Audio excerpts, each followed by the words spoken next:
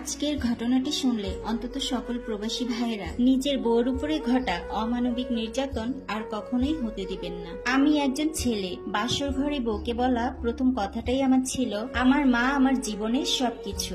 আমি হয়তো আমার মার থেকে বেশি কাউকেই ভালোবাসতে পারবো না, কিন্তু আমি চেষ্টা করব তোমাকে তোমার জায়গায় সর্বোচ্চ ভালো রাখার ও ভালোবাসার। প্লিজ কখনো তুমি আমার মাকে কষ্ট দিও না। বউ আমার কথা শুনে মুখের দিকে ড্যাব ড্যাব করে তাকিয়ে থাকলো। কথাগুলো শুনে কিছুই বলল না। বয়সে ছোট মেয়ে, মনে কষ্ট পেল কি পেল না ঠিক বুঝতে পারলাম না। আমি একটু বিছানায় বসতেই সে একটু সরে গিয়ে আমাকে জায়গা করে দিল। বলল, আচ্ছা আপনি কবে চলে যাবেন?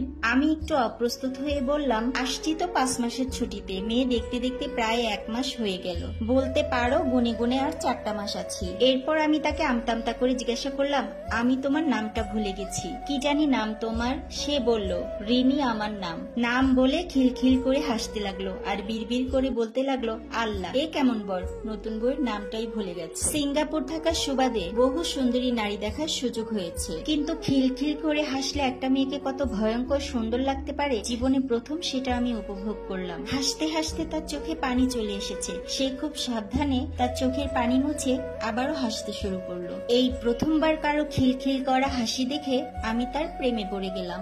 আমার পুরো জীবনটা এখন শুধু ঋণিময় হয়ে গেল। আমার বউটার বয়স কম